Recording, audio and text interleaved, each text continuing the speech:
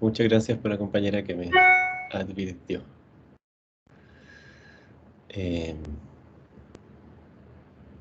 Bueno, les comentaba que les voy a dar las instrucciones de un taller y además les voy a dar las instrucciones de la primera evaluación del curso que van a tener que entregar la próxima semana, el martes de la próxima semana. Van a tener una semana para poder desarrollarla, va a ser un ensayo escrito, así que para que no sufran tanto, ¿sí? Van a poder tener todas las clases y los libros y todo disponible ahí para que puedan trabajar tranquilos y tranquilas, ¿ya?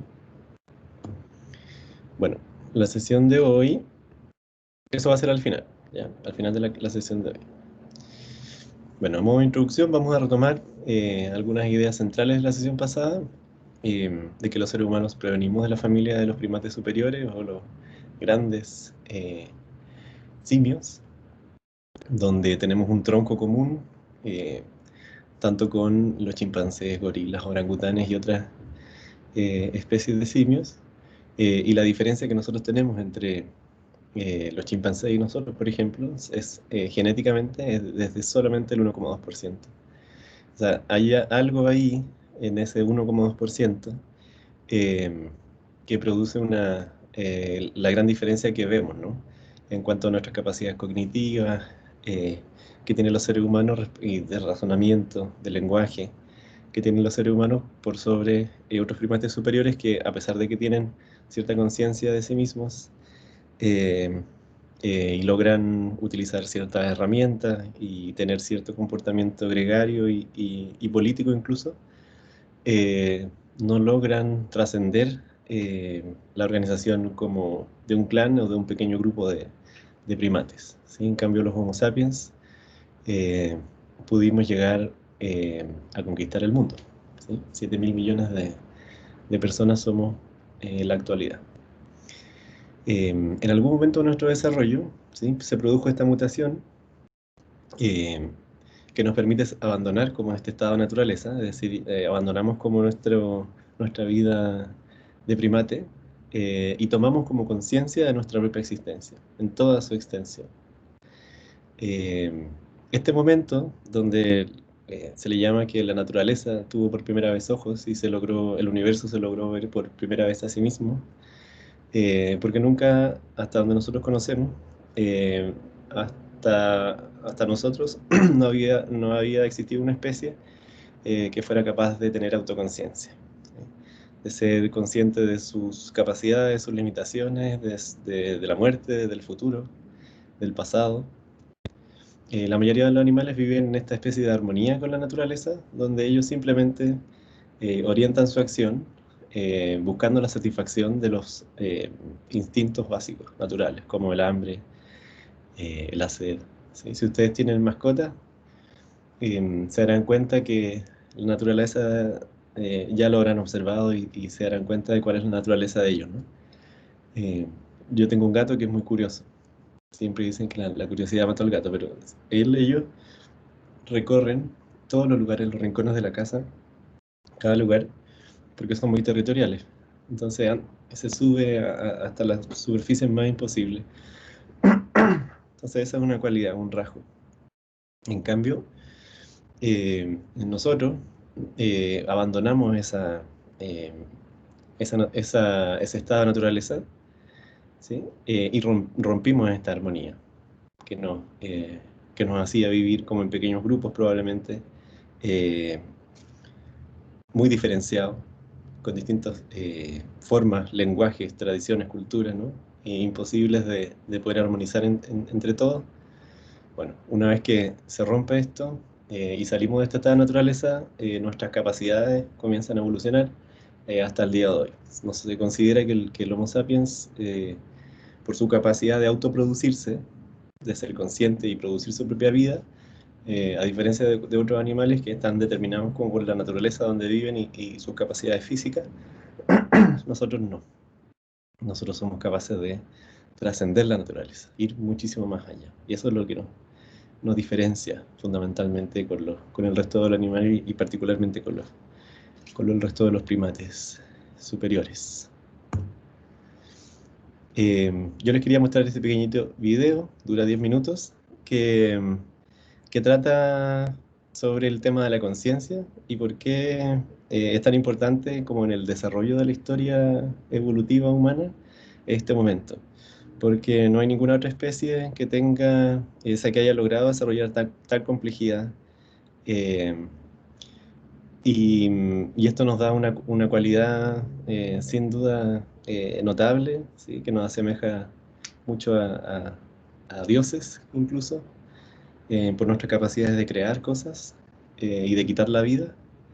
Eh, este video lo explica muy bien y es entretenido, ¿no? Dura 10 minutos y les va a aclarar por qué todo lo que nosotros estamos hablando todavía está en términos conceptuales, en términos teóricos. Todo lo que yo estoy comentando eh, son teorías basadas en la evidencia que tenemos disponibles, pero finalmente son teorías, ¿no? Y aquí con este video van a entender por qué eh, ese evento en la naturaleza fue tan mágico del momento en que nosotros nos pudimos ver a nosotros mismos. Avísenme si se escucha, por favor, para que... Hola, soy Aldo. Hoy vamos a hablar del misterio más... Sí, profe, sí se escucha. Vale, gracias. Hola, soy Aldo. Hoy vamos a hablar del misterio más grande del universo. Ah, no, del misterio más grande de la mente. Aunque también podría ser el misterio más grande del universo. ¿A qué me estoy refiriendo? A la conciencia. ¿Por qué la ciencia no puede estudiar la conciencia? ¿Por qué algunas personas lo consideran como el misterio más grande? ¿Quieres saber? Quédate para averiguarlo. ¿No quieres saber? No te quedes para averiguarlo.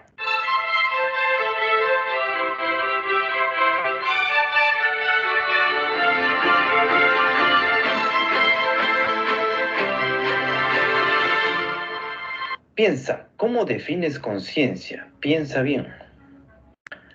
Lo primero que tal vez se te pueda venir a la cabeza es conciencia es lo que me hace consciente de estar vivo. No, pues, ¿cómo va a ser eso? Está redundando ahí. ¿Qué tal lo que dice el diccionario? El conocimiento que cada uno tiene de su propia existencia. Pero eso reduce el término a la conciencia de uno mismo. Self-awareness, como le dicen en inglés. Pero en realidad la conciencia es todo lo que experimentas. Es esa melodía que no se va de tu cabeza. Es ese gesto de cuando pruebas un chocolate. Todo lo que sientes cuando la pata de la cama choca con tu dedo más chiquito del pie. Ese amor que tienes por tus seres queridos y el conocimiento de que en algún momento ya no estarás más en este planeta. No porque te vayan a llevar los aliens, sino porque te vas a morir. Tu conciencia no es solo el procesamiento de información que produce una sensación, es también la experiencia subjetiva. Cuando te golpeas el dedito del pie, experimentas un gran dolor. Cuando eres feliz, experimentas alegría. Ese dolor, esa alegría, ¿dónde está? Obviamente que en la mente. Pero ¿cómo es que se genera en el cerebro? No es un objeto físico, es una esencia no física. Ahí está el gran misterio y el gran problema para explicarlo, porque, ojo, sabemos qué es, podemos definir la conciencia vagamente, pero no explicarla. Explicarla es otro asunto. Es algo que la ciencia aún no ha podido hacer. Por más que hayas visto por ahí videos de divulgación cósmica que te dicen descubre los misterios de tu mente mientras te revelamos los secretos del universo, no pierdas tu plata. Y es que la experiencia subjetiva no existe en ninguna dimensión física. ¿Cómo la agarras? ¿Cómo la mides? ¿Cómo la pesas? No es observable. No puedes mirar dentro de la cabeza de alguien y decir, oh, mira, mira, mira, un sentimiento. No. Explicar cómo algo tan complejo como la conciencia puede surgir de este bulto de tejido gris y gelatinoso de nuestras cabezas es uno de los mayores desafíos científicos de nuestros tiempos. Sí se ha progresado mucho con respecto a la actividad cerebral y cómo contribuye con el comportamiento humano, pero lo que nadie ha logrado explicar hasta ahora es cómo todo esto resulta en sentimientos, emociones y experiencias. Cómo la transmisión de señales eléctricas y químicas entre las neuronas produce una sensación de dolor o la experiencia del amor. Ahí está el misterio. Dijimos hace un rato que no podemos ver la conciencia, no la podemos observar. ¿Es esto un problema para su estudio? No debería serlo. Los científicos están acostumbrados a tratar con cosas inobservables. Los electrones, por ejemplo, son demasiado pequeños para ser vistos, pero los investigadores generan rangos en donde podría estar un electrón, como rayos o rastros de vapor en cámaras de nubes. Debido a que los métodos normales de observación y medición no se aplican, el estudio de la conciencia siempre ha estado sentado incómodamente en la ciencia. Hace unas décadas, el Diccionario Internacional de Psicología describió la conciencia como un fenómeno fascinante pero evasivo. Es imposible especificar qué es, qué hace o por qué evolucionó. Nunca se ha escrito nada que valga la pena leer al respecto. Desde entonces, la conciencia se ha convertido en un tema cada vez más popular en la ciencia, generando numerosas ideas y miles de documentos, pero muy poco consenso. Para entender la conciencia, primero hay que entender por qué se formó. ¿Por qué un animal puede llegar a desarrollar la conciencia? ¿Tiene algún propósito? ¿Tiene algún fin adaptativo? Una de las hipótesis más aceptadas sugiere que la conciencia surge como una solución a uno de los problemas más fundamentales que enfrenta cualquier sistema nervioso: el exceso de información. Surge cuando demasiada información fluye constantemente para ser procesada. El cerebro puede haber desarrollado mecanismos cada vez más sofisticados para procesar profundamente algunas señales seleccionadas a expensas de otros, y la conciencia sería el resultado final de esa secuencia evolutiva. Si esto es correcto, la conciencia evolucionó gradualmente durante los últimos 500 millones de años y debería estar presente en una variedad de especies de vertebrados. Otra hipótesis señala que la última función adaptativa de la conciencia es hacer posible el desempeño volitivo. Volitivo, no vomitivo. Volitivo se refiere a la libre elección de seguir o rechazar una inclinación. Es una decisión donde interviene la inteligencia. De acuerdo a esto, con la voluntad, con esa facultad de tomar decisiones, un organismo estará en mejores condiciones para dirigir su atención y en última instancia sus movimientos a lo que sea importante para su supervivencia y su reproducción. Ninguna de esas hipótesis, claro, ha sido confirmada por obvias razones, por la complejidad de estudiar la conciencia. Pero entonces no podemos estudiarla, es realmente imposible como se pensaba hace unas décadas. ¿Cómo es que puede la ciencia estudiar la conciencia? Cuando los científicos tratan con datos de observación, pueden hacer experimentos para probar si lo que se observa coincide con lo que predice una teoría. Pero cuando se trata con datos no observables de la conciencia, esta metodología se rompe.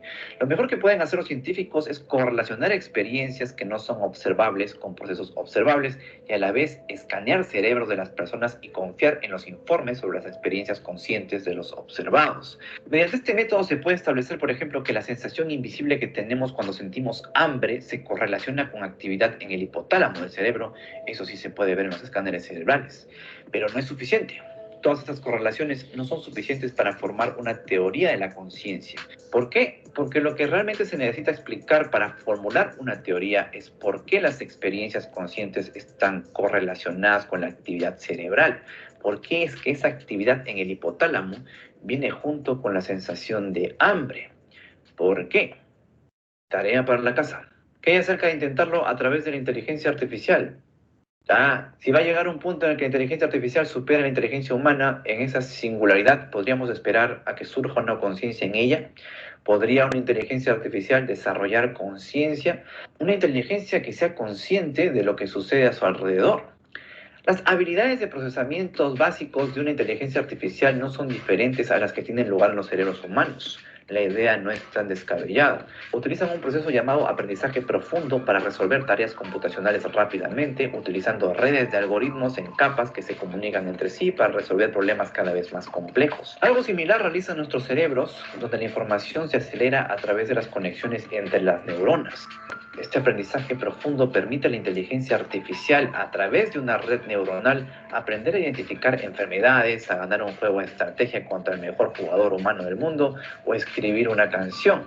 Pero para lograr esas hazañas, cualquier red neuronal se sigue basando en un programador humano que configura las tareas y selecciona los datos para que ésta aprenda. Para que una inteligencia artificial tenga conciencia, las redes neuronales tendrían que tomar decisiones iniciales por sí mismas, o sea, no hacer caso a las intenciones de los programadores y simplemente hacer lo suyo por voluntad propia.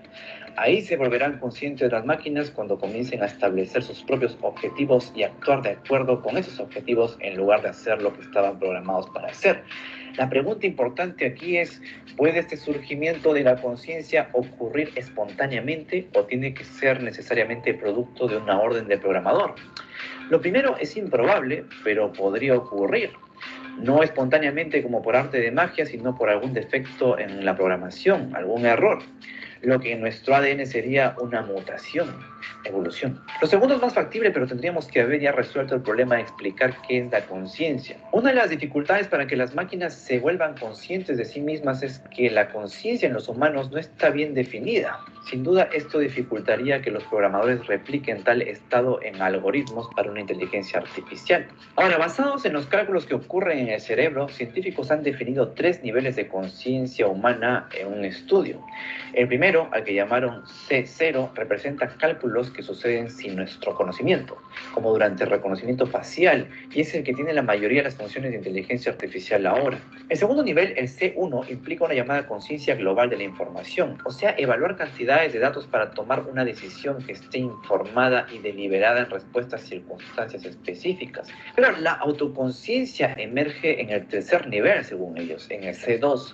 Los investigadores piensan que una vez que podamos explicar en términos computacionales cuáles son las diferencias en los humanos entre la conciencia y la inconsciencia, codificar eso en las computadoras puede no ser tan difícil.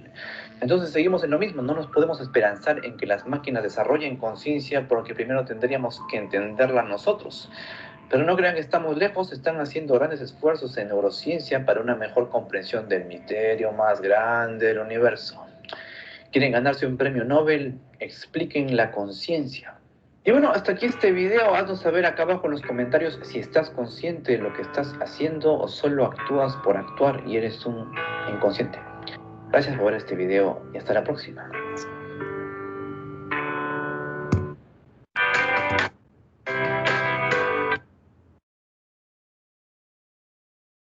No sé cómo se saca esto.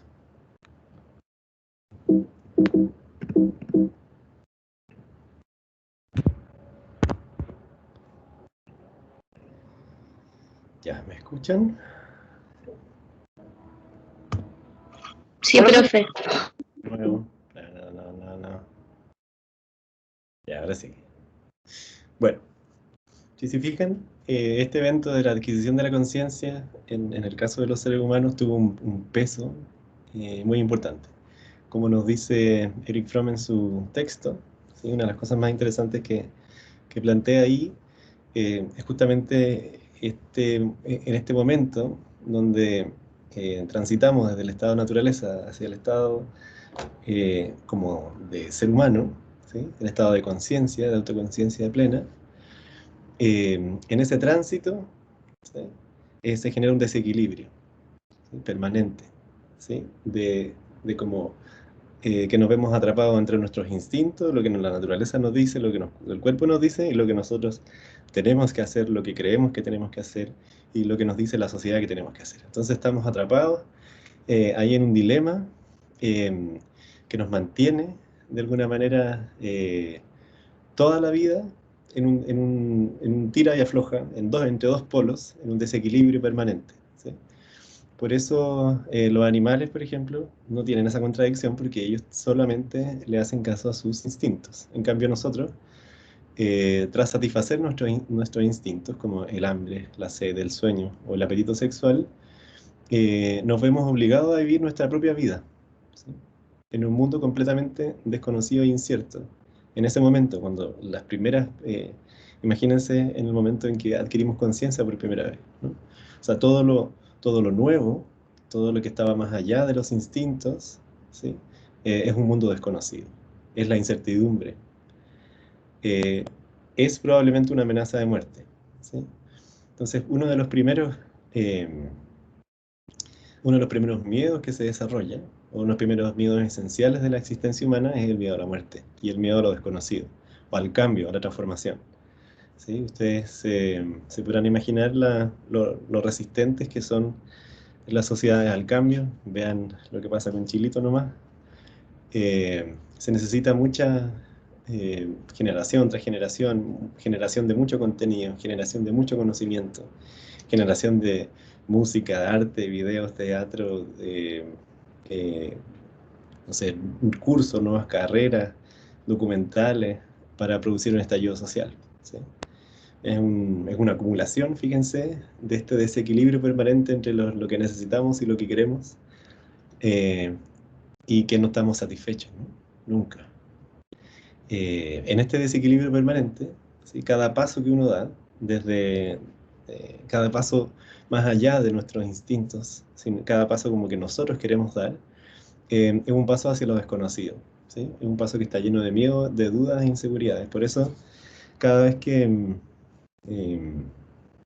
no sé, cualquiera de nosotros hace algo nuevo, por ejemplo, ustedes cuando decidieron ir a la universidad, cuando dieron la PSU, cuando se enfrentan a situaciones nuevas, lo que se siente, digamos, es esa presión, ese miedo, o ese malestar, o esa distancia, así, cautela a lo desconocido, ¿no? Porque así funciona la conciencia humana. Desde el momento en que nosotros tenemos conciencia, nosotros tomamos el control como de nuestra vida, ¿no? Ya somos capaces de satisfacer nuestras necesidades y en el tiempo libre que nos queda nos dedicamos a otro tipo de cosas, a vivir la vida que nosotros queremos vivir. Estamos forzados a eso, ¿sí? No, no podemos volver al estado de naturaleza. Volver al estado de naturaleza sería volver al vientre materno o la muerte, o morir, ¿sí? Porque solo por el hecho de ser un ser humano y tener esta configuración biológica que tenemos gracias a la evolución, nos hace ser así como somos, nos hace ser insatisfechos, ¿sí? Aunque, fíjense las personas que tienen algún trastorno de la conducta alimentaria, que no pueden parar de comer, por ejemplo, es lo mismo, ¿no? Es una sensación de vacío que el ser humano tiene y de incertidumbre que enfrenta a cada momento, ¿sí? Cuando va a una clase, cuando va a contestar una llamada por teléfono, cuando va a dar una prueba, etcétera, ¿no? Es a cada momento. Entonces es un peso que los seres humanos tenemos por, eh, por adquirir esta conciencia en algún momento de la historia. Sin embargo, nuestra naturaleza, la real naturaleza del ser humano, es que a pesar de este desequilibrio permanente, este tironeo, ¿sí? Entre nuestras emociones, sentimientos, la montaña rusa de emociones a la que uno está sometido por los diferentes contextos, la familia, etc. A pesar de todo eso, ¿sí? La naturaleza humana se refiere a que nosotros somos, a pesar de todo eso, somos capaces de producirnos a lo largo de nuestra vida igual, ¿sí? A pesar del desequilibrio. Es como, está en nuestra naturaleza, es decir, ya, voy a ser el primer profesional de la familia, voy a dar la PSU, voy a ir a clase, voy a dar la prueba, voy a estudiar, me voy a leer esta cuestión, aunque esté desconcentrado, aunque me dé miedo, voy a enfrentarlo igual, ¿no? Esa, esa como ímpetu, esta capacidad como de crecer y de ir un poco más allá de lo natural, ¿sí? De lo animal, es nuestra cualidad fundamental, ¿sí?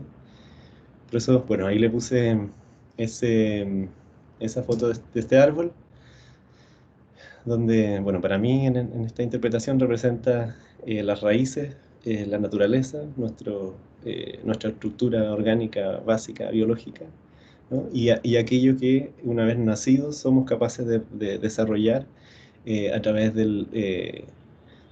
a través de nuestra naturaleza humana, ¿no? Siendo seres humanos. Y sobreponiéndonos con las herramientas que tenemos, que nos da la naturaleza, sobreponiéndonos al ambiente, ¿sí?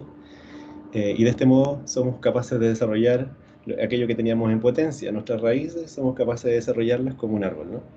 Donde el tronco probablemente son nuestras creencias principales y nuestras flores, y la hoja, digamos, son nuestras ideas y nuestros pensamientos más innovadores, ¿sí? Fíjense que ningún animal eh, lleva tan lejos, ¿no? Esta idea de producirse a sí mismo a lo largo de la vida. La mayoría está determinado, o sea, no es capaz, no puede abandonar el estado de naturaleza, ¿sí? En cambio nosotros sí. Y a pesar de eso, logramos florecer y vivir una vida, ¿sí? En desequilibrio, pero vivir una vida igual, ¿sí? Y el arte de la vida finalmente es intentar mantener este equilibrio eh, entre estos dos mundos, ¿no? Entre estos dos niveles como de la conciencia, como decían en el video. La, como vimos en la clase pasada, la naturaleza humana está justamente en no tener una naturaleza definida, debido a que nosotros nacemos a través de la historia, a través de la evolución, nosotros fuimos naciendo cada vez más prematuros. ¿Se acuerdan que vimos la semana pasada? Es decir, donde nuestros sistemas están aún en muy poco desarrollo, de modo que una vez que nacen, el ser humano es capaz de adaptarse a los distintos contextos donde nace, crece, vive, trabaja y se desenvuelve, ¿no? Si nosotros naciéramos como con nuestros instintos mucho más marcados, ¿sí? Más desarrollados, y naciéramos, por ejemplo, como algunos animales que tienen que nacer y salir corriendo inmediatamente si no se los comen, nosotros seríamos muy diferentes, ¿sí?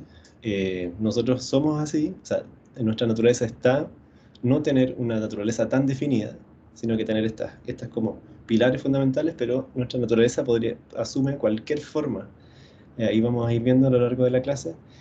La cualidad humana es que nosotros tenemos como la capacidad de que nos instalen cualquier software, ¿sí? Podamos navegar y funcionar con cualquier sistema operativo, es decir, con cualquier cultura. Esta capacidad de poder funcionar con cualquier software al nacer tan prematuro, nos permite adaptarnos a cualquier contexto, ¿sí? Y a la forma más amplia de formas de ser que ustedes se puedan imaginar. Acuérdense de la idea que nosotros vimos la sesión pasada de la evolución, donde la mezcla total, digamos, entre el entrecruzamiento total nos da esta diversidad tan amplia, ¿no? De formas de ser, que a lo largo de la historia el hombre y la mujer y el ser humano en general han asumido, ¿no? Una de las cualidades fundamentales que ustedes tienen que considerar, que el ser humano no está limitado solamente por sus cualidades biológicas, sino que es capaz de producir su propia historia, ¿sí? Somos un ser histórico, que a lo largo de la historia, ¿sí? Generación tras generación, hemos ido construyendo capacidades, conocimientos, infraestructura, y hemos ido transformando la naturaleza en beneficio de las generaciones futuras, ¿no? Eso no lo logra hacer ninguna otra especie. Es una cualidad propia de nuestra naturaleza humana. Otra de las cualidades que son intrínsecas del ser humano es que nuestra existencia está necesariamente vinculada a otras personas, ¿sí? A una familia, a un clan, a un tipo de organización social o cultural de algún lugar, ¿sí? No somos capaces de sobrevivir solos, ¿no? Por las razones que yo les comentaba antes. Necesitamos de cuidado durante años, ¿sí? No sé cuántos de ustedes vivirán con sus padres todavía, pero ustedes ahí pueden notar la diferencia, o sea, en su propio caso pueden ver un ejemplo del largo periodo de tiempo que eso significa. En la mayoría de las especies, a los pocos meses o años, ya viven con una vida completamente independiente. En cambio nosotros no. Ese proceso se retarda porque somos totalmente interdependientes. Otra de las cualidades que vimos también en la sesión pasada, y que vamos a retomar varias veces a lo largo de este curso, es justamente la capacidad de los seres humanos de poder crear símbolos, ¿sí? Todo lo que nosotros vemos, decimos, hablamos, las letras, los números, bueno, las imágenes, las pinturas, digamos, los edificios, las calles, todos son símbolos, ¿no? Son diseños, a alguien que se le ocurrió, dijo, las calles van a ser así, los edificios van a ser así, ¿sí?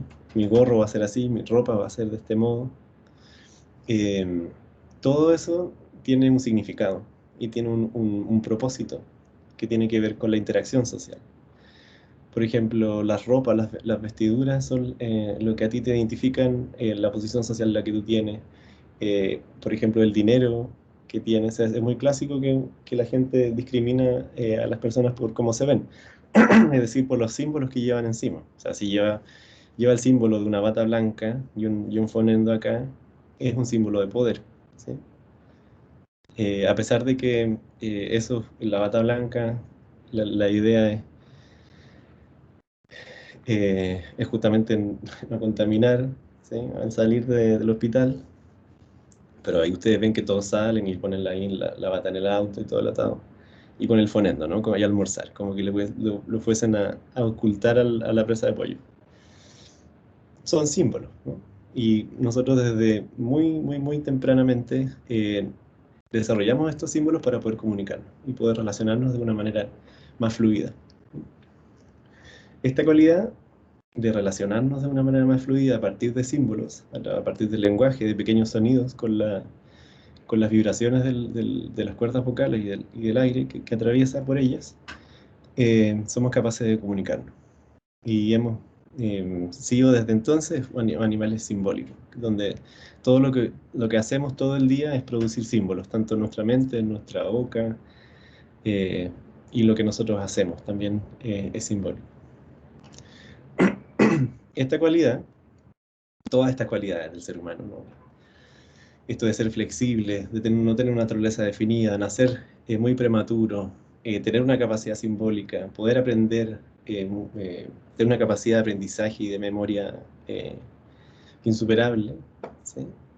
Nos ha permitido poblar el mundo entero y sobrevivir en los ambientes y en las circunstancias más extremas. Si ustedes piensen, bueno, vamos a ver algunas imágenes y les voy a ir comentando, ¿no? Otro aspecto de la naturaleza humana depende, o sea, un aspecto que define la naturaleza humana, eso lo sabemos a partir de la filosofía, la antropología es que la satisfacción de nuestras necesidades y nuestras necesidades biológicas y nuestras pasiones específicamente humanas, ¿sí?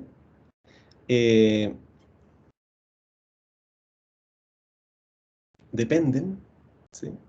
Fundamentalmente de las situaciones concretas en las que nosotros vivimos. Voy a intentar explicar esto, ¿sí?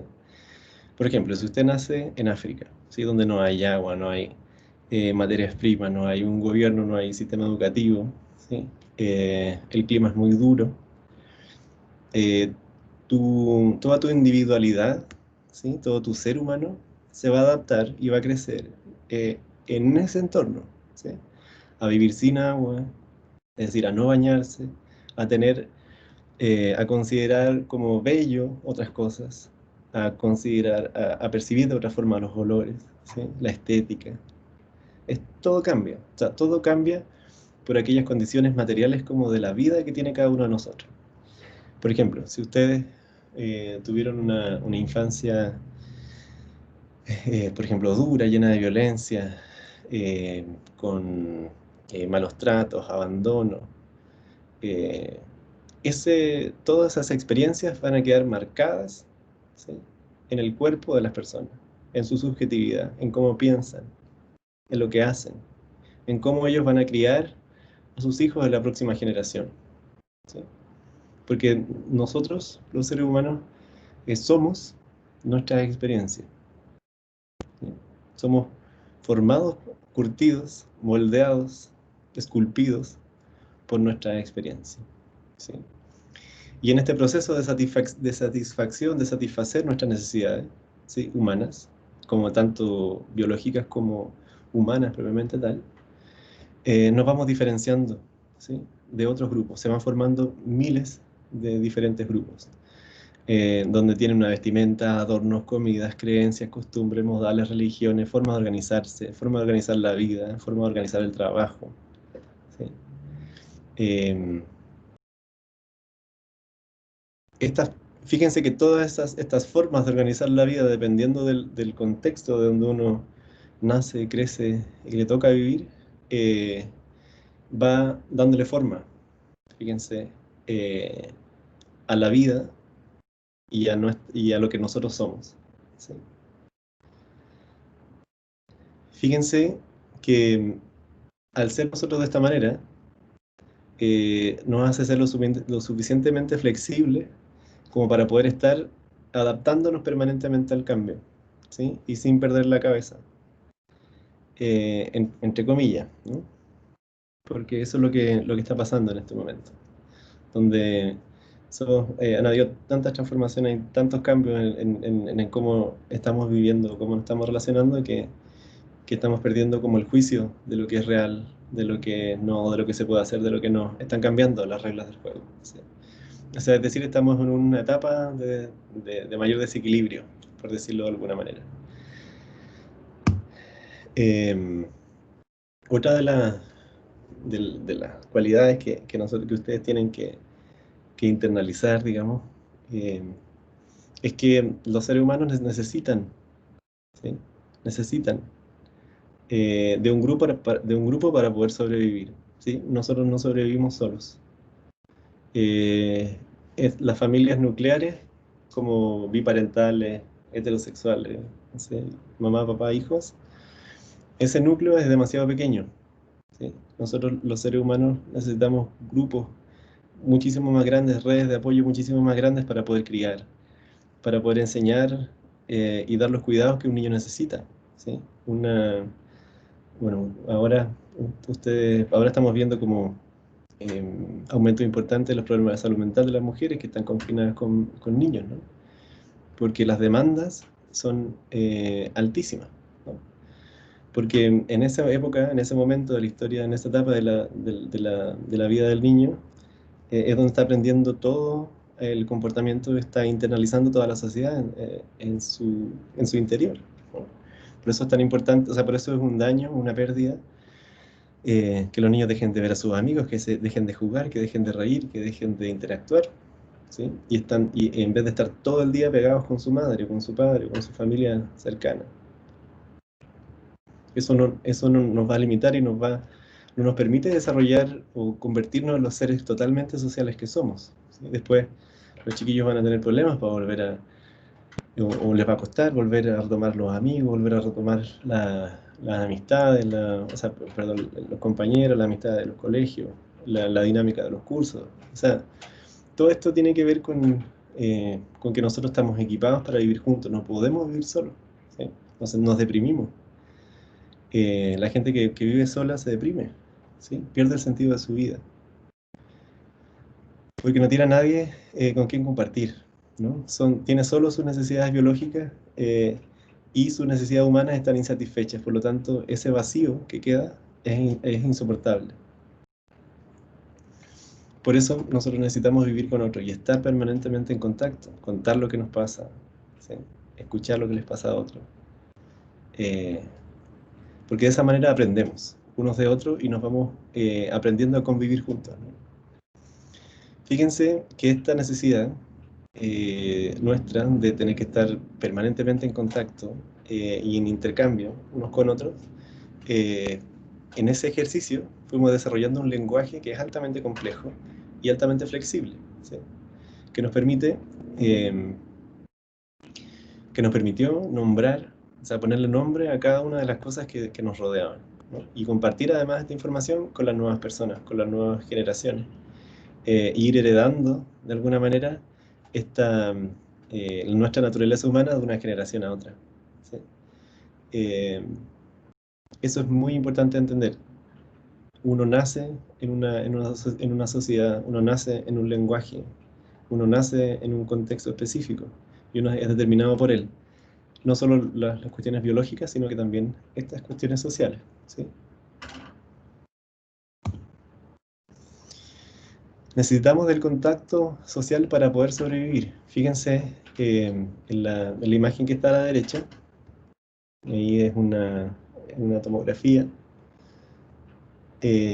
donde muestran una madre con su hijo al momento de besarlo en la frente, cómo se activan prácticamente las mismas zonas del cerebro. De esta manera, de estos millones de pequeños momentos y contactos donde se van forjando nuestras capacidades de la empatía, del cariño, del amor, del respeto, de la convivencia, ¿sí? Nosotros tenemos esta necesidad de vincularnos con otros seres vivos para poder satisfacer nuestras necesidades mentales, ¿sí? De otra manera, si no tuviésemos con quién compartir, ¿sí? Ninguna de nuestras experiencias, el diálogo, el monólogo interno sería permanente. Esta necesidad está detrás de todos los fenómenos que constituyen la gama de las relaciones humanas que se llaman como íntimas, ¿no? O las relaciones humanas que están ligadas a la interacción social, a la amistad, el amor, el cariño, ¿no? A la palabra de amor en el sentido más amplio. Una de las principales cualidades que destaca Darwin, como vimos en algunas par de sesiones pasadas, era justamente en que nosotros evolucionamos para ser más empáticos, más amorosos, más cariñosos, más pacíficos que otros primates. Eso también es una de las grandes cualidades de nuestra capacidad como de querer amar, de ser solidarios, de estar con otros, ¿sí? Y sentirse bien estando con otros.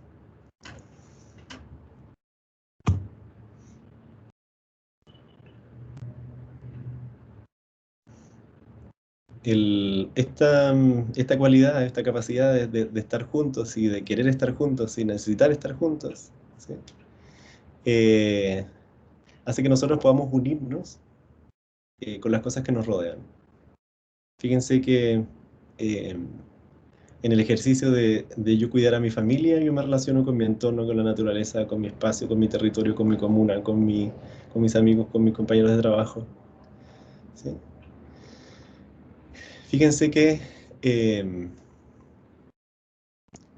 esta capacidad como de querer, de amar, de valorar, de considerar las cosas bellas, de poder tener esa sensibilidad, nos hace justamente tener esta integridad como ser, ¿sí? O sea, justamente esta capacidad de querer, de sensibilizar, de empatizar, de cruzarse por la calle con alguien y inconscientemente leer los movimientos de su cuerpo y no chocar, ¿sí?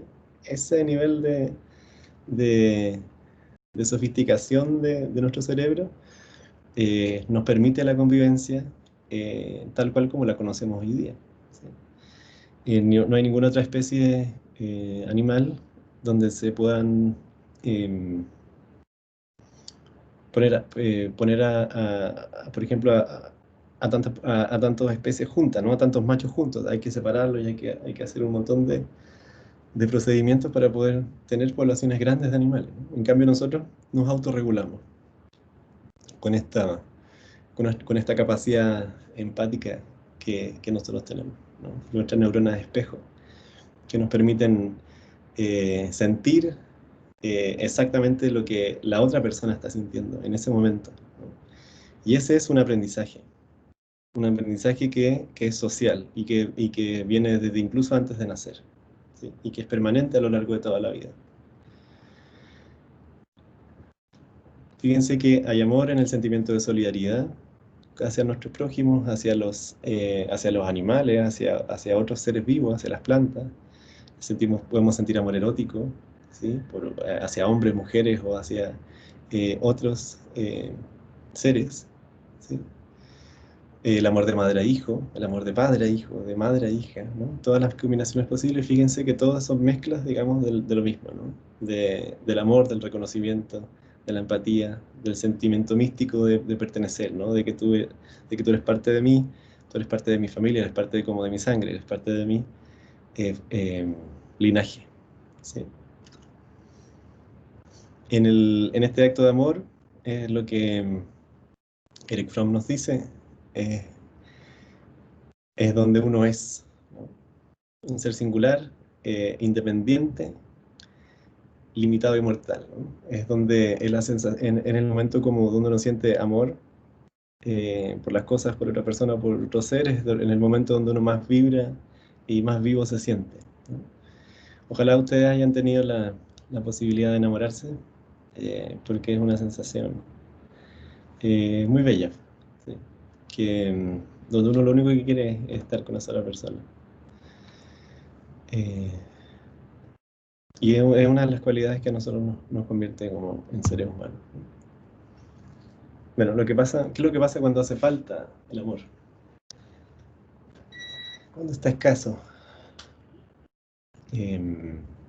Acá a la izquierda hay una imagen del cerebro de un niño normal de 3 años y de un niño que está en abandono, ¿no? Completamente abandonado. Fíjense lo atrofiado que está su cerebro, ¿no? La falta de estimulación, de intercambio, de cariño, de amor y de todos estos pequeños gestos que le dan sentido a la vida, producen este efecto, ¿no? Que a largo plazo, obviamente, los problemas de memoria, de aprendizaje, de comportamiento, problemas para regular las emociones, o sea, para regular el animal que uno lleva adentro, ¿no? O sea, todas esas capacidades tú no las lograste desarrollar. Y por supuesto, alto riesgo de enfermedades crónicas, o enfermedades neurodegenerativas y problemas de salud mental. O sea, fíjense lo difícil que se vuelve la vida si es que no contamos con este apoyo social, con con esta crianza, con este lugar de acogimiento, de cariño y seguridad que es nuestra familia y nuestro hogar. ¿Sí? En en este incesante eh, salir de la naturaleza y enfrentarnos con nuestras cualidades humanas, intentar satisfacer nuestros apetitos humanos, ¿no? Que van más allá de la naturaleza, nosotros nos vamos adaptando y vamos creando nuestro propio entorno, que vamos creando como nuestra propia realidad. Eh, yo les aquí, bueno, les hice no pude recordar el nombre del fotógrafo, pero les voy a mostrar su trabajo rápidamente, después ustedes lo pueden ver con más detalle, eh, para mostrarles un poco de cómo se manifiesta esta diversidad y cómo los seres humanos son capaces de adaptarse a cualquier entorno y a inventar sus propios símbolos que les permitan convivir y tener una vida con sentido en ese lugar. ¿Sí? Fíjense, él es un fotógrafo que va, bueno, visita distintos lugares, rincones del mundo y les pide a las personas que usen sus atuendos tradicionales y le muestran como su naturaleza. ¿Viste? Eso, probablemente en Mongolia, esta versión India. Esto no tengo idea dónde debe ser. África. África también. Fíjense cómo cambian los símbolos, la ropa, los peinados, digamos. O sea, cada una de esas cosas nosotros no las somos capaces de interpretar porque no nacimos ni crecimos junto a ellos, ¿no? O sea, ellos, cada, mm, probablemente cada artículo que ellos tienen encima, ¿no? Tiene un símbolo, tiene un significado que a ellos les permite diferenciarse, reconocerse, relacionarse.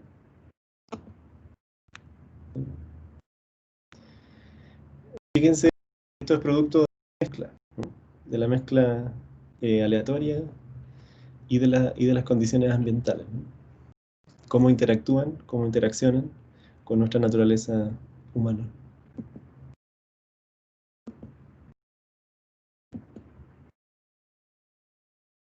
Somos capaces de vivir en las zonas más frías del mundo y sobrevivir y prosperar allá, desarrollar culturas de la tierra, del agua, del cielo, del desierto, de todo, ¿no? O sea, así de flexibles somos. No hay otra especie que logre este nivel de flexibilidad y adaptación cultural a su entorno, ¿no? Bueno, y la importancia de la familia, ¿no? La importancia de la familia, la importancia de los símbolos y la importancia de la herramienta, la tecnología, en el fondo, que ellos manejan.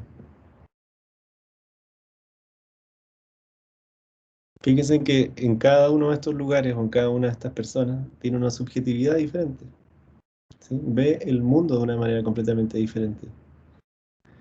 Eh, Difícilmente nosotros podríamos relacionarnos de buena manera, porque hay muchos códigos, hay muchos símbolos que a nosotros nos falta por comprender de una parte y de otra.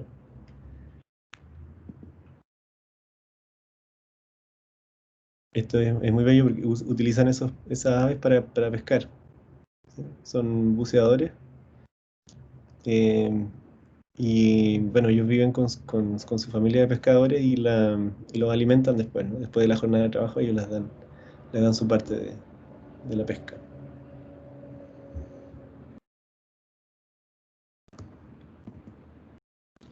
Esto acá en la Patagonia, Argentina. probablemente. También África. Están marcados por los conflictos armados, las guerras civiles. Fíjense, la pregunta fundamental es ¿por qué somos así, ¿no? ¿Por qué somos así como somos? La respuesta que nos da Eric Fromm, o que nos da el psicoanálisis, o esta mirada, recuerden, por favor, que esta es una interpretación, ¿sí?, de lo que somos los seres humanos. Es un debate abierto, se han escrito cientos de libros al respecto. Sí, esta es la explicación que a mí me hace más sentido, la que encuentro que es más útil para interpretar lo que nos pasa, lo que nosotros somos. Lo que hay o sea, ¿por qué ellos son así? ¿Sí? Y acá está una foto de colorizada, una foto en blanco y negro de unos chilenos. ¿Sí? Nosotros somos así, como somos, ¿sí?, por la sociedad en la que vivimos.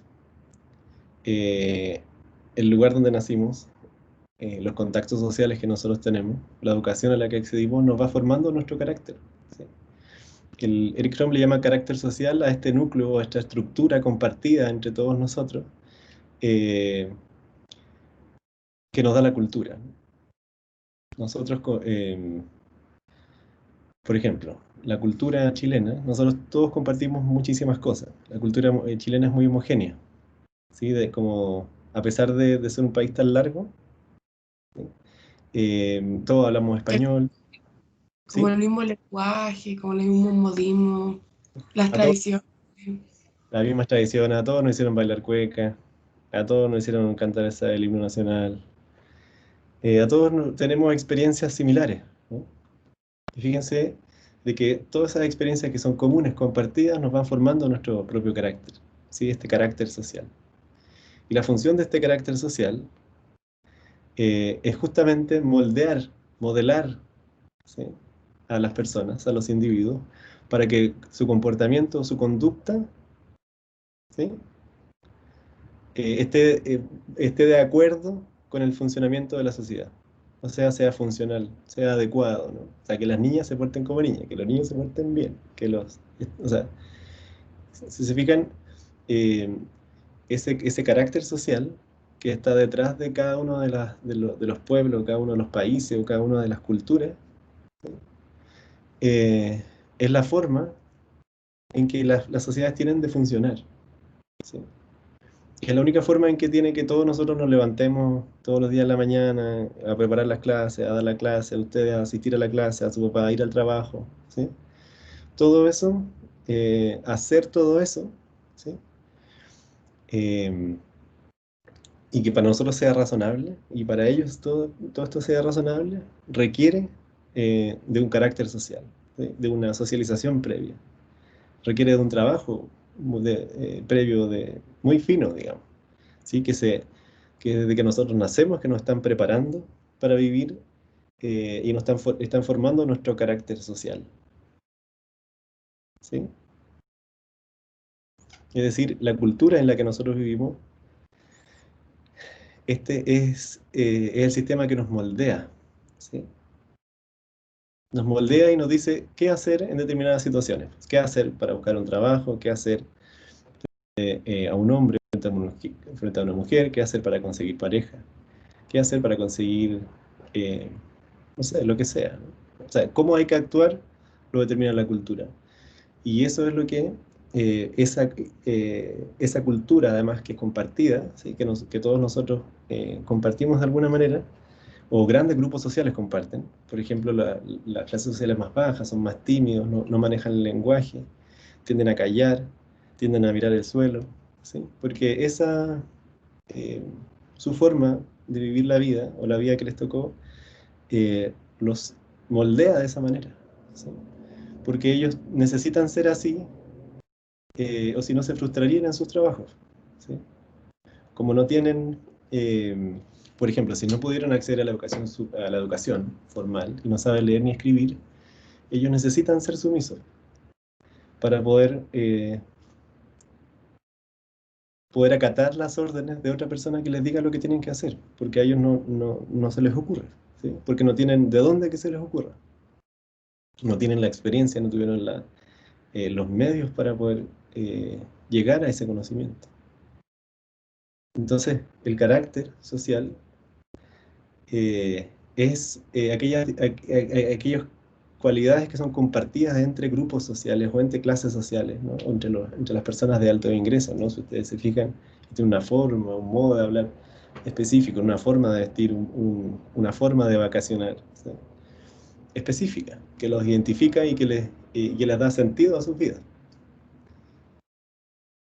Ese es el carácter social. Y así es como se forman diversos grupos al interior de una sociedad, ¿sí? Entonces uno puede saber de antemano cuál es el carácter social de un grupo humano, de una sociedad, de una cultura, ¿no? O sea, ¿ustedes cuáles dirían que son las características de los chilenos y de las chilenas? Pregunta para el público.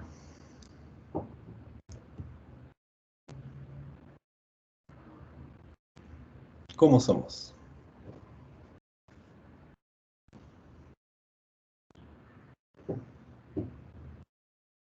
Ser simpático, como poder entablar una conversación con cualquier persona. Somos sociables, ¿sí?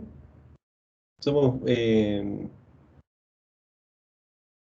sí, sociables como... tiene otro nombre. Como acogedores.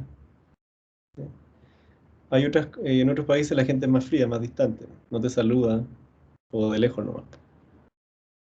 Acá no, pues, uno es capaz de invitar a tu casa a alguien el primer día que uno lo conoce, porque uno confía más, pues. En cambio, en otros lugares no, pues. Ese es un muy buen punto del carácter nuestro. ¿Qué más se le ocurre otra cosa?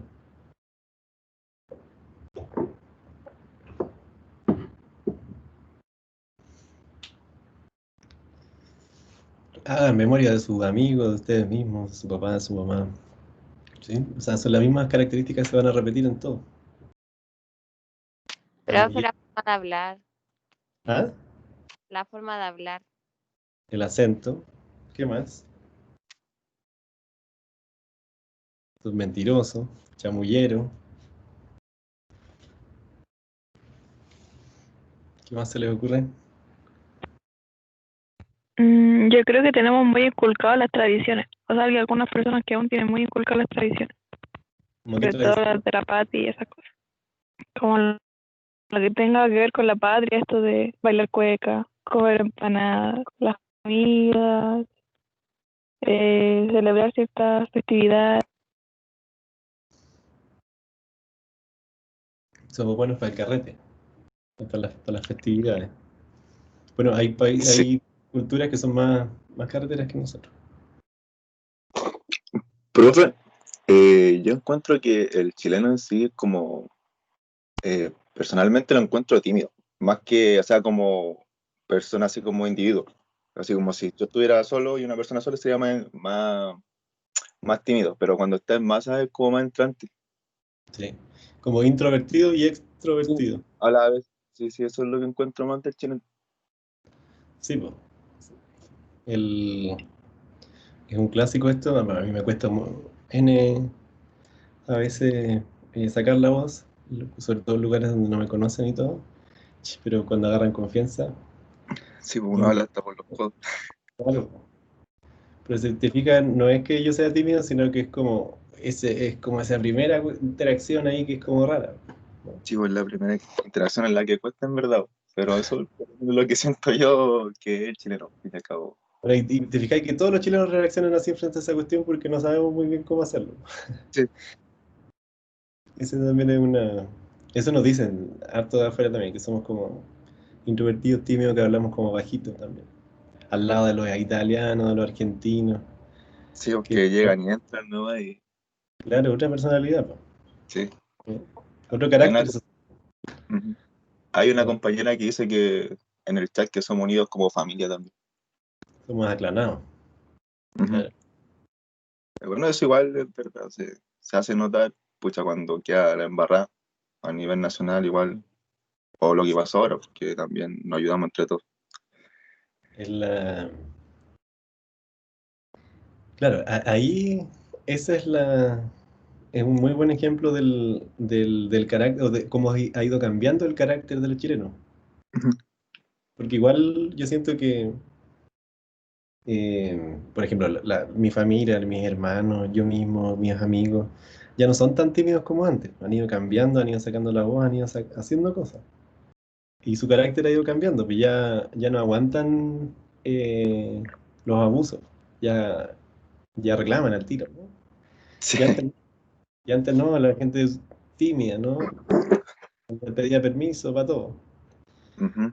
Fíjense cómo la cultura y estos nuevos estímulos nos van cambiando también a nosotros mismos. Y nuestro carácter se van formando. Y probablemente, si usted tiene un hijo, o yo tengo un hijo o hija, es probable de que ya no tenga ese mismo rollo que yo tenía, ¿sí? Porque yo le voy a enseñar de qué forma como saltar esa situación, ¿sí? Y así nos vamos desarrollando como individuos y además como colectivo. Esa es Profe, dígame. eso se debe como al cuestionamiento de molde que nos impone como la estructura social. Porque si bien nos dicen hay cierta manera de hacerlo, yo creo que el cuestionarse es lo que nos lleva a la sociedad y a romper estos patrones de la cultura y salirnos del cómo quiere que estemos. Exactamente. Fíjense que cuando ya tenemos nuestras necesidades básicas satisfechas, nosotros queremos más, ¿sí? Nosotros pensamos el mundo, la sociedad en que queremos, el Chile en que queremos vivir. Y eh, ya no vamos a tolerar, digamos, que nos impongan ese modelo, porque ese modelo nos causa sufrimiento psicológico, malestar, desequilibrio, angustia, ¿sí? O sea, ¿cuántos de ustedes no están preocupados por la mensualidad, estar pagando las cuestiones, las cuentas, sus papás, teniendo que trabajar en pandemia, ¿sí? O sea, esa forma de funcionamiento social es impuesta. Y en la medida en que eso nos causa malestar, nosotros vamos generando rechazo a eso. Nos vamos distanciando, lo vamos encontrando que es injusto, lo vamos encontrando malo. Hasta que llega un momento donde ya no damos más, ¿sí? Y eso lo hacemos, le prendemos fuego o lo hacemos estallar de alguna manera, ¿no? Pero fíjate cómo es la contradicción entre la naturaleza humana y la organización social, cómo entran en contradicción y genera este malestar. Pero fíjense que en el fondo es el ser humano el que está todo el rato detrás empujando, que dice, yo quiero vivir mi vida de la forma en que yo quiero, no de la forma en que ustedes me la imponen, ¿no? Y ese es un malestar que Freud le llamaba el malestar en la cultura. Bueno, en los últimos 100 años se ha estudiado mucho este malestar esencial del ser humano en la sociedad moderna.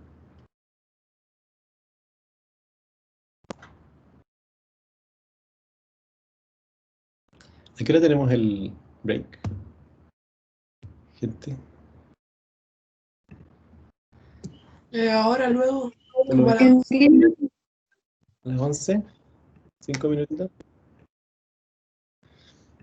Bueno, otra de las cualidades humanas que son fundamentales es que son estas que se desarrollan más allá del resolver nuestras necesidades instintivas, que es la necesidad de trascendencia, que es la necesidad de ir más allá de aquello que la biología nos determina. Todos los días nosotros hacemos un montón de cosas que van mucho más allá de la biología que ni siquiera nos damos cuenta. Esa necesidad de trascender, es decir, de salir del estado de naturaleza y ser un ser humano, ¿no? Y eso si uno lo lleva al extremo, de trascender como en la vida y en la historia, usted se haría como una pirámide, ¿no? Para que la entierren ahí y que lo recordemos durante 4.000 años, ¿sí? Ese como ímpetu nuestro, esencial, que está en ir más allá de lo natural, ¿sí? de lo instintivo.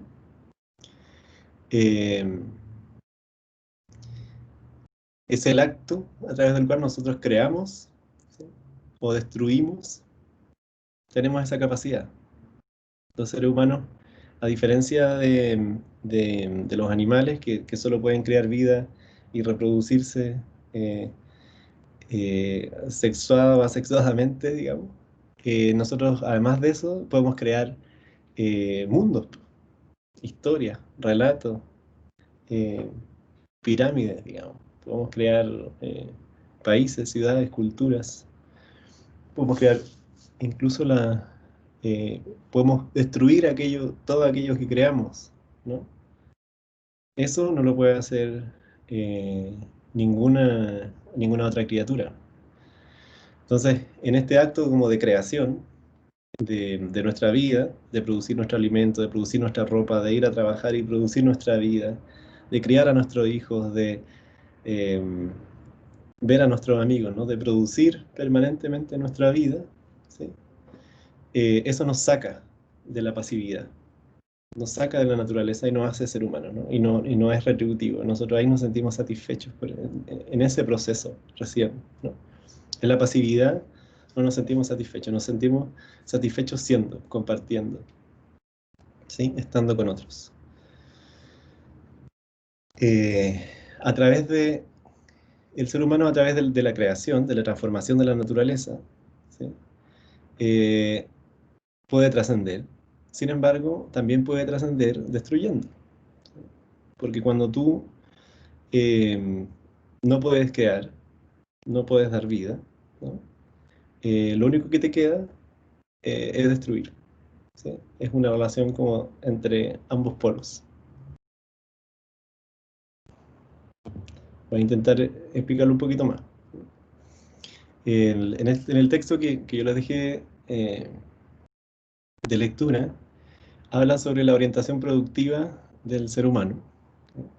Que es esta orientación productiva de trascender los límites de la naturaleza biológica, ¿no? Y convertirnos en un creador consciente.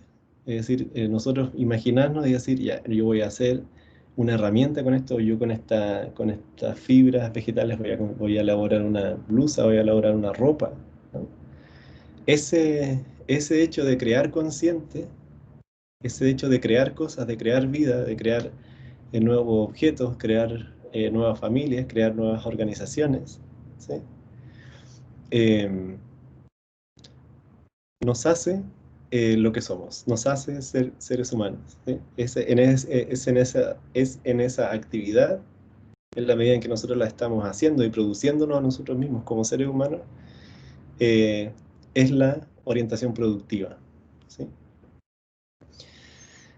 Fíjense que dentro de la orientación productiva caben la mayoría de las personas que buscan una profesión, un lugar, un oficio en el cual poder desarrollarse, crear su artesanía, hacer su arte, su profesión, ¿sí? Enseñar, ustedes cuidar en el futuro.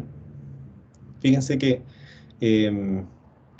la mayoría de nosotros probablemente está en la universidad y llegó a este nivel, ¿sí? Porque tiene una orientación productiva.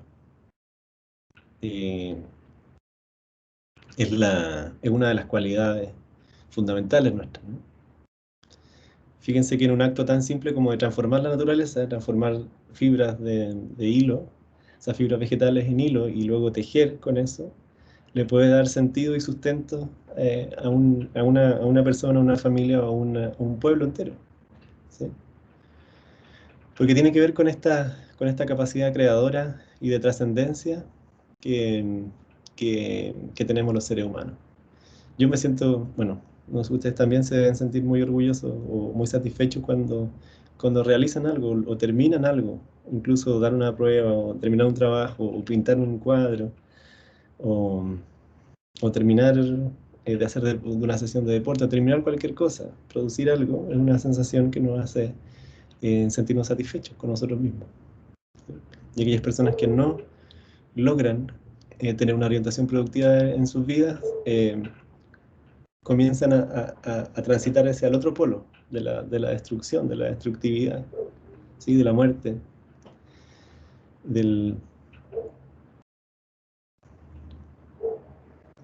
Fíjense que, bueno, según Eric Fromm, esta orientación productiva de los seres humanos nace o se nutre, ¿sí? O sus raíces están puestas en el amor, o en la solidaridad, en esto de compartir, de cuidar al otro, de entregarle belleza a otro, ¿sí? A través de distintas manifestaciones, como del arte, la religión, o la comida, la producción de objetos, la provisión de servicios, por ejemplo. O sea, si a usted no le gusta a la gente, no se dedique a ser peluquero, ¿sí? Porque no va a entrar en una contradicción ahí con su orientación productiva. Pero si en cambio a usted le gusta tocar a la gente, darle felicidad a través de un corte de pelo y de una forma de su cabello que les guste, y tú te sientes bien en eso, esa es una orientación productiva. Tener la orientación productiva es crear, o sea, es hacer una actividad y tener ganas de hacerlo. O sea, es como proponérselo y además tener ganas, ese ímpetu de querer hacer algo, ¿sí? A su modo, lo que a ti te gusta, es la orientación productiva, ¿no? Y eso presupone un interés, amor, cuidado, cariño por lo que se está creando, por lo que se está haciendo. O sea, sin duda esa mujer hace con el mismo cariño, con la misma dedicación y amor, la blusa que ella se pone como la que vende, ¿no? No, para ella no hay una diferencia. Y fíjense lo feliz que ella está mostrando el fruto de su trabajo. En el fondo ella te está mostrando el fruto de su mente o el fruto de su imaginación, ¿sí? O en el fondo el fruto de su humanidad. Porque ninguno de nosotros podría hacer eso, porque ese diseño ella lo tiene en su mente, ¿sí? Y es parte de como su cultura. Entonces, esta capacidad del ser humano de orientación productiva viene dada como por el amor, el cariño, el querer estar juntos, la convivencia, el cuidado, ¿sí? Sin embargo, ¿cómo resuelve el ser humano el problema de trascender a sí mismo, ¿sí? De hacer esto mismo, pero que si no eres capaz de crear ni de amar a nadie, ni de hacer nada? ¿Cómo creen que ¿Cómo una persona que no es capaz de amar, ni de crear, ni de cuidar, puede resolver esta sensación de vacío o esta necesidad de trascendencia al futuro? Alguien que haya leído el texto.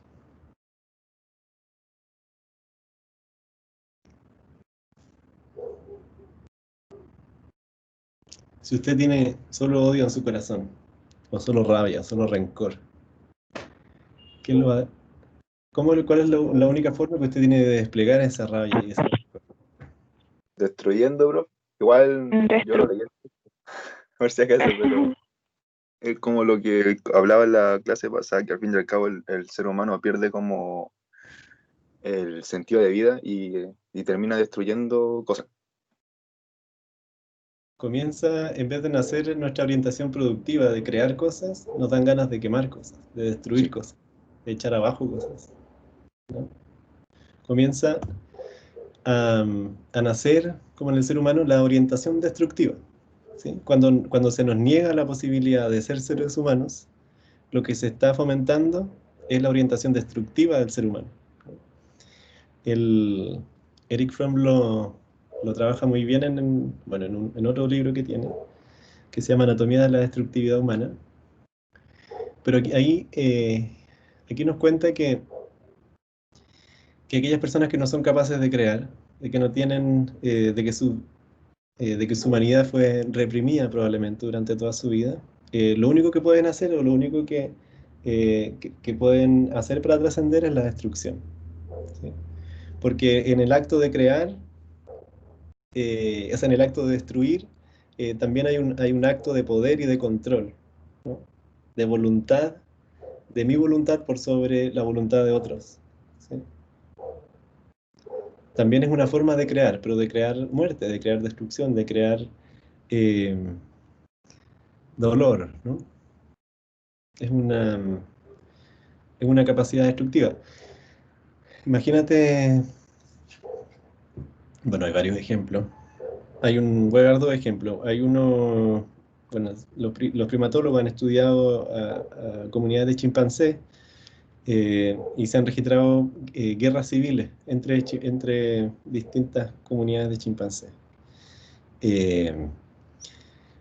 donde se enfrentan a muerte, digamos, todos los miembros de las tribus, y se ha documentado que cuando el conflicto se alarga y pasa de una generación a otra, ¿sí? Los niños que nacen en ese conflicto son aún más crueles y más violentos y más destructivos que la generación anterior, sin siquiera haber vivido el conflicto que originó el primer conflicto, ¿sí? O sea, cómo crecer en un ambiente con una orientación destructiva, ¿sí? Donde por el culto a las cosas, a la muerte, el culto a los objetos, a las cosas inertes, en vez del culto a la vida o a valorar la naturaleza.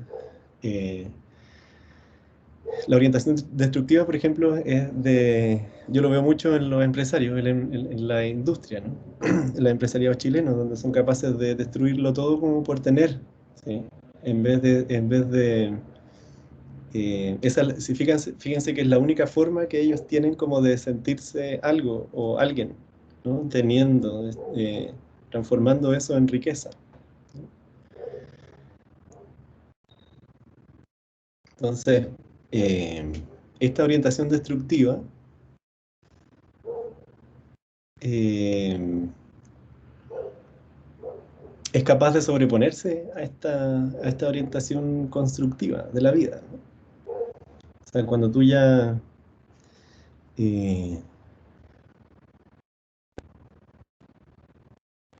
Eric Fromm nos dice que esta capacidad primaria, o sea, que la capacidad primaria del ser humano es la capacidad de amar, es la capacidad de querer, de cuidar, ¿sí? Es lo que nos hace humanos, como lo hemos visto.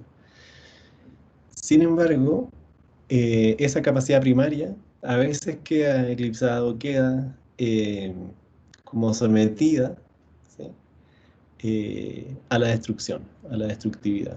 O sea, no es porque el ser humano no pueda amar, sino porque elige destruir, ¿sí? Porque en ese proceso de destrucción cobra sentido su propia vida. De esto hay ejemplos que son escalofriantes, donde hemos demostrado ser la especie más destructiva que ha pisado la faz de la Tierra, ¿no? El Homo sapiens. Bueno, las violaciones de derechos humanos, lo que pasó con Hitler en Alemania, son muestras, digamos, de hasta dónde puede llegar la destructividad humana, ¿no? El cultivo del odio y de querer estar por sobre, digamos, otras personas, ¿no? Y despojarlos de su vida, de sus bienes, de sus dientes, tener todo lo de ellos, ¿no? Para restituir de alguna manera algo perdido. Es muy extraño cómo se va generando como la maldad humana, e incluso llegar a estos extremos donde miles o millones de personas participaron directa o indirectamente de violaciones de los derechos humanos o atrocidades, ¿no? En Chile también eso ocurrió. Entonces, ¿cómo se vuelve razonable en algún momento de la historia ser así, ¿no? Aquí hay una cita que dice, por una parte, el hombre es semejante a muchas especies de animales en que pelea contra su propia especie. Pero por otra parte, entre millares de especies que pelean, es la única que en la lucha es destructora. El hombre es la única especie que asesina en masa, el único que no se adapta a su propia sociedad. O sea, llevamos todo a un nivel más allá el resto del animal, ¿no? Vamos a hacer un break hasta las 11:30, ¿les parece? Y de ahí vamos a ver este video que que es cortito también, que es sobre la historia de los derechos humanos y que va a ser la base para el taller que me gustaría que hiciéramos a continuación, para que reflexionemos en torno a la relación que existe entre nuestro ser, nuestra naturaleza humana, y los derechos humanos que hoy nos rigen y que hoy todos nosotros deberíamos ser, o sea, conocer y ser capaces de defender, ¿no? Y ahí van a ver que hay una relación muy bonita entre lo que nos define y nuestros derechos.